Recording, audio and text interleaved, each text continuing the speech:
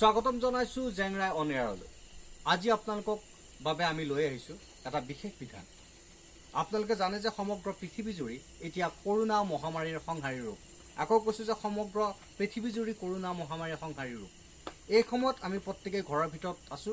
এই সময়ত লকডাউনৰ সময়, কিন্তু এইখিনি সময়তে কিছু আমি যোগাত্মক বাৰ্তা লৈ আপোনালোকলৈ আহিছো।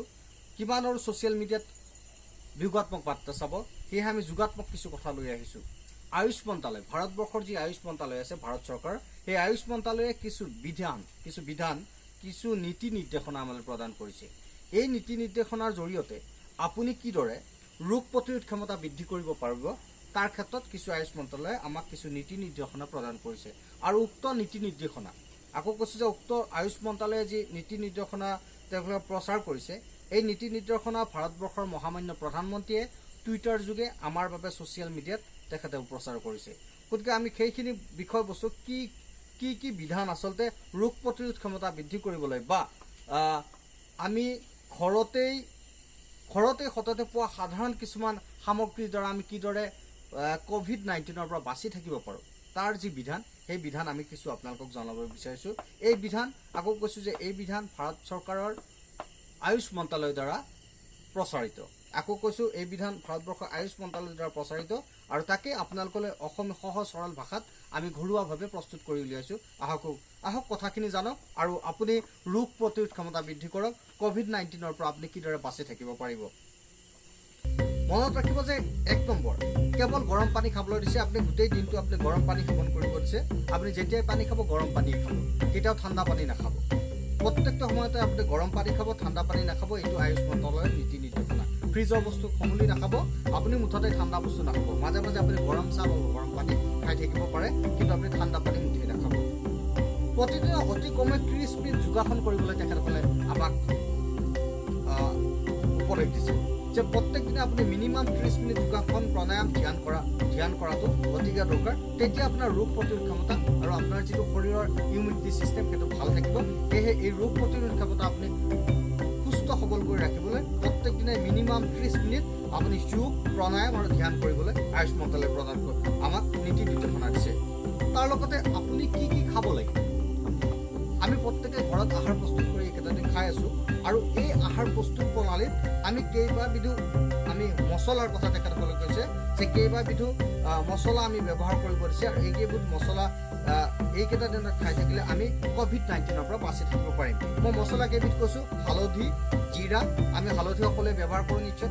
আমি হালধি, জিৰাটো আমাৰ সততেই পোৱা এটা মছলা। জিৰা, ধনিয়া আমি সকলো সময়তে আমি পাওঁ।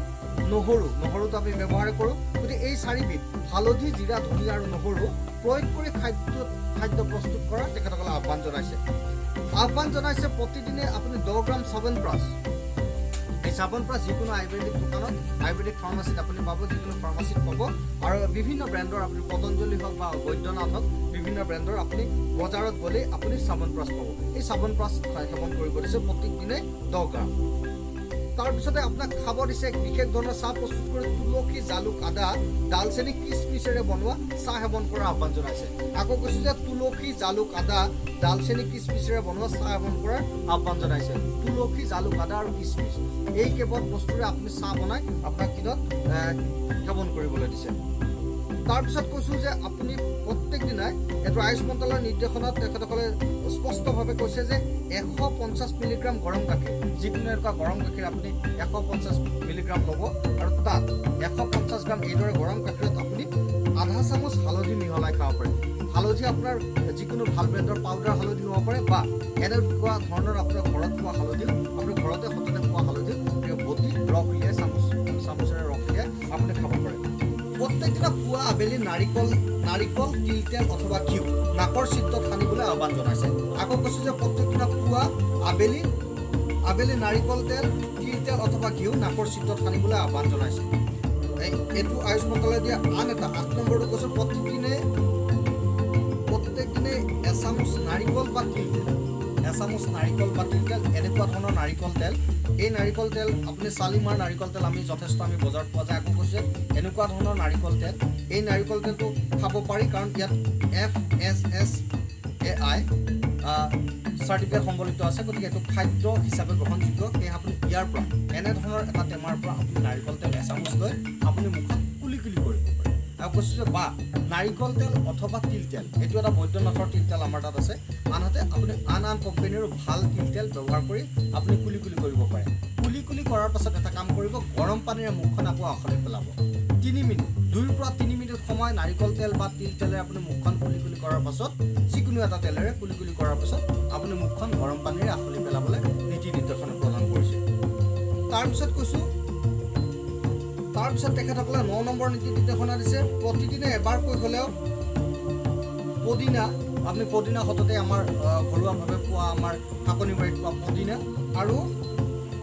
চফ যিটো আমি পান মছলা হিচাপে ব্যৱহাৰ কৰোঁ চফ এই দুটা বস্তু গৰম পানীত দি ভাপ ল'বলৈ আমাক তেখেতসকলে নীতি নিৰ্দেশনা দিছে যে গৰম পানীত দিয়াৰ পাছত যি ভাপ ওলাব সেই ভাপ আমি উশাহৰ জৰিয়তে ভিতৰত সোমাই ল'বলৈ তেখেতসকলে নীতি নিৰ্দেশনা দিছে এইখিনি আছিলে আমাৰ তথ্য এইখিনি আয়ুষ মন্ত্ৰালয়ৰ দ্বাৰা কেনেধৰণে আমি এই COVID-19 পৰা বাচি থাকিব পাৰোঁ তাৰ কিছু নীতি নিৰ্দেশনা আজিলৈ বিদায় লৈছোঁ আমাৰ এই বিশেষ অনুষ্ঠানৰ পৰা চাই থাকিব আপোনাৰ প্ৰিয় অনুষ্ঠান আপোনাৰ অনুষ্ঠান জেংৰাই অন এয়াৰ